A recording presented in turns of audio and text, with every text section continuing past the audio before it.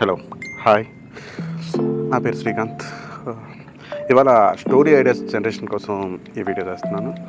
So usually story ideas గురించి మీరు తెలుసుకోవాలనుకుంటే చాట్‌జీపీటీ, గూగుల్‌లో సెర్చ్ చేస్తే మీకు ఈజీగా చాలా ఐడియాస్ వస్తాయి. లైక్ వాట్ ఇఫ్ అనే ఒక కాన్సెప్ట్ ఉంటుంది.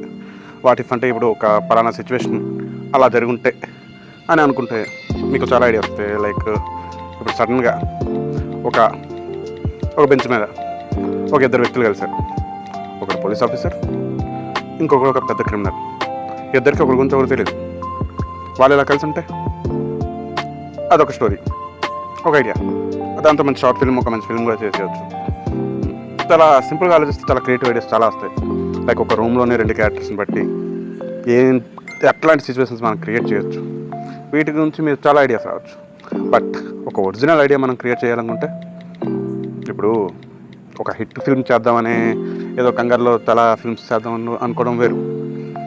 నీకు వెరీ ఒరిజినల్ ఐడియాస్ చేయాలి అని కొంతమంది ఉంటుంది.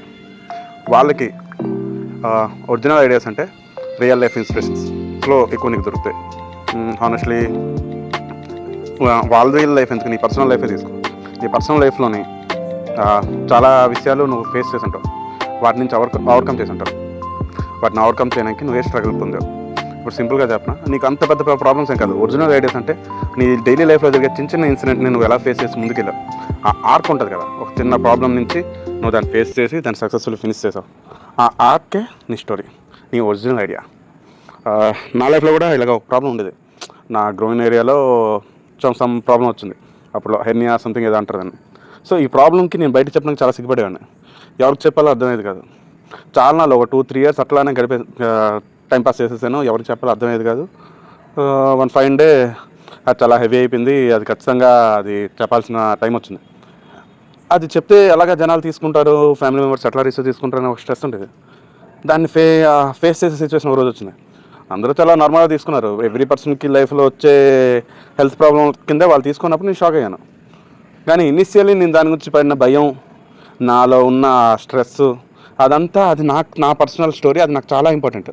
అది నేను అవతల వాళ్ళకి కథ రూపంలో చెప్తే వాళ్ళకి నా పర్స్పెక్టివ్ అర్థమయ్యేటట్టు నేను చేస్తే అది ఆబ్వియస్లీ ఇట్స్ అందరి పర్సనల్ స్టోరీ. ప్రతి ఒక్కరి లైఫ్లోనే ఇలాంటి భయాలు ఉంటాయి, చిన్న చిన్న భయాలు. అది ప్రతి ఒక్కరికి రిలేట్ అవుద్ది. కథ అన్నది ఎక్కువ రిలేటబుల్ అయితే చాలామందికి రీచ్ అవుద్ది.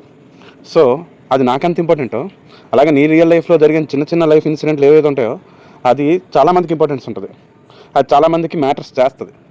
So focus on that. మీకు నిజంగా ఒరిజినల్ ఐడియాస్ కావాలనుకుంటే look in to your self. నీలో చూసుకో, నీకు ఒరిజినల్ కథ దొరుకుతుంది.